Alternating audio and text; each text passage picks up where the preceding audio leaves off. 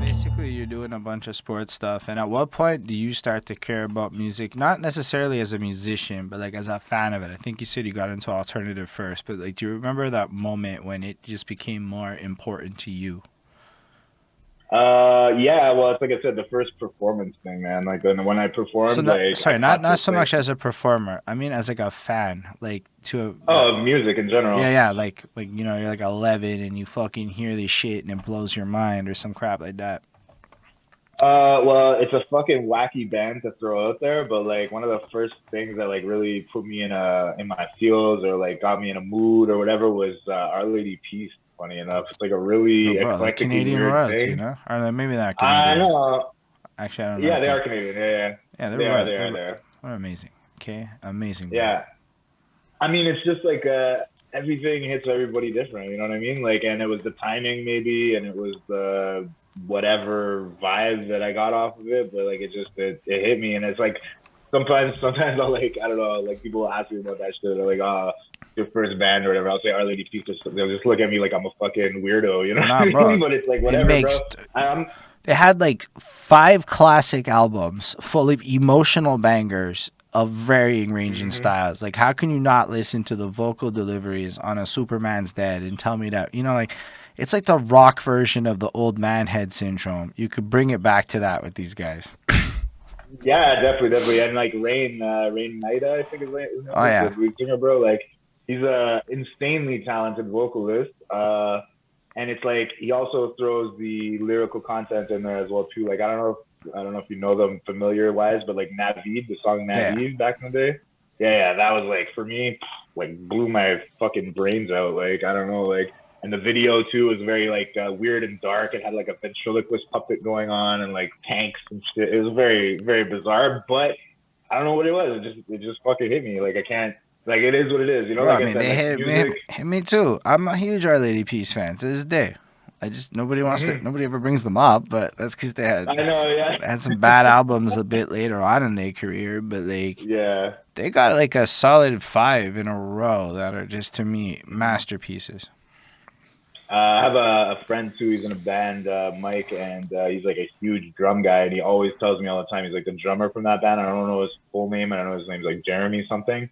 He's one of his top five favorite drummers, and he like fucking studies this shit like fucking an art. Like he went to school practically for this stuff. You know what I mean? So and it's just another thing to throw into that band's namesake is that like you got Rain and then you got this guy who's like considered one of the better drummers at least in Canada 100% if not worldwide. I don't know, but yeah, they're just interesting. They caught my ear. Again, the timing was right. And do you remember? It is what it is. Nah, it's a cool name for me at least. But do you remember how you would find new music back then? Like, let's say now you're interested. Oh How are you digging through the crates as a little 11, 12 year old?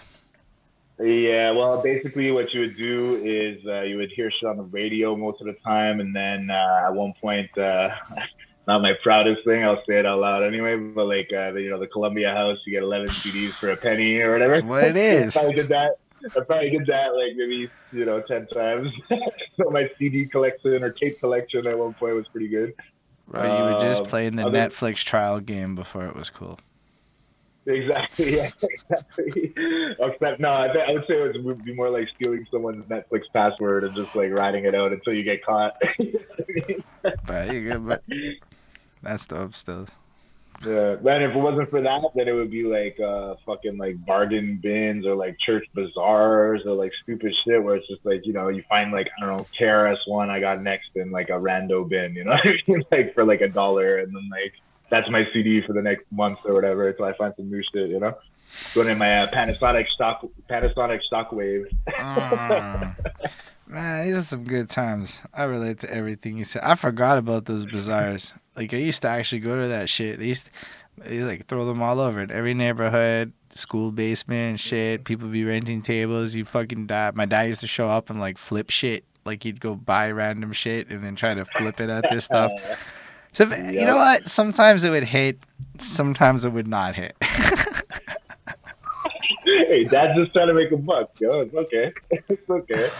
No, yeah, like those things, like, well, I don't know, like, friends, obviously, you like swap CDs and shit like that. I used to record a lot of stuff off the radio. Like that was my move.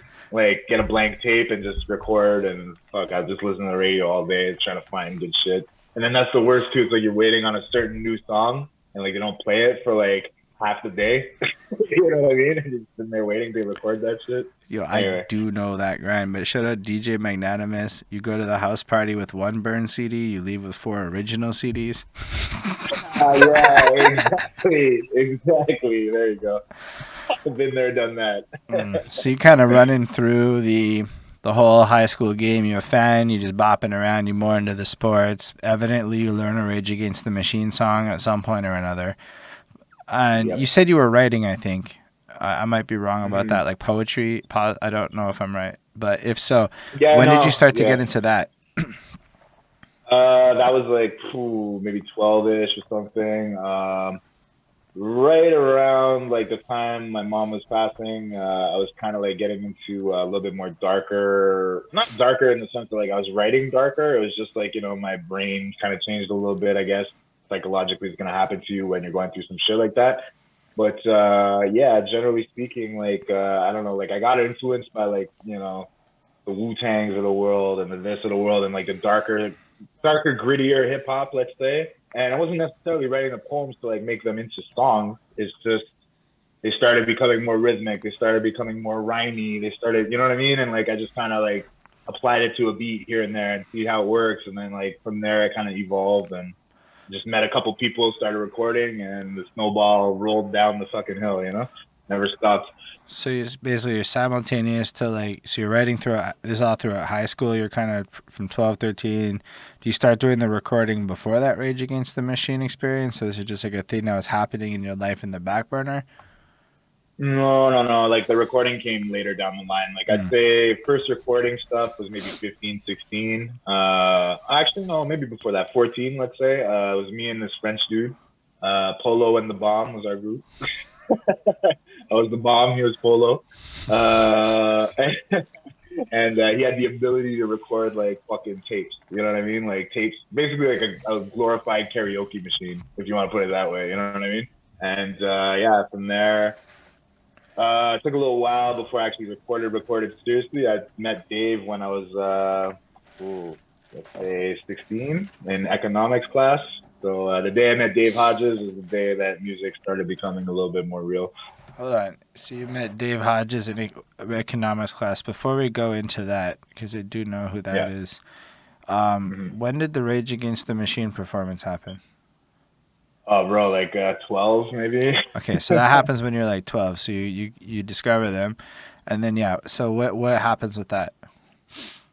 It was just like I said. I picked up a mic for some reason. Somebody had that instrumental lined up. Like I guess I must have done it like at like maybe a house party or something before because it was like something that was asked for at the time. You know what I mean? At that particular dance. I Mm. don't really remember don't remember the backstory unfortunately that well, but yeah, somebody had the instrumental lined up and I got up on there and I did it and everybody kind of like just was shocked and I was like fucking in the zone. I was like Zach De La Rocha reincarnated and fucking lost it and like again that energy that I caught off that was just like bro like I need this all the time. You know what I mean? This is like that juice that you need to keep your shit going and I just from there I always did that afterwards. Like house parties and shit like that, I would always at bare minimum if I'm not ciphering, then I'm picking up a mic with like a band in the background and just freestyling and that kind of shit.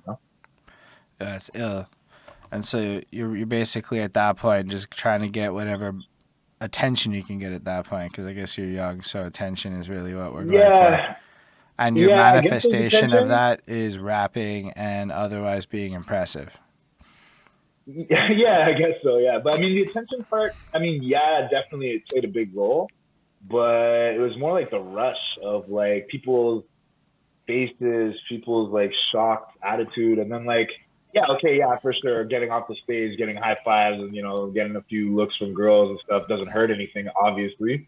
But yeah, I don't know. It was like I fell in love with like the performing thing more in the sense of like I like I don't know. I like being in that spotlight, I guess, if you want to put it that way. And if that's related to attention, call it attention, I guess. But Mm. yeah, I don't know. It's just something about that shit I love. Like, and that's what I cannot wait for since fucking COVID's been going on and all this shit. Now that we're back to a little bit of semblance of reality, I'm like itching to get the fuck out there soon. Like I want to. I just need my catalog to grow a little bit, you know. I hear what you're saying. It's pretty incredible too. It just like unpaused.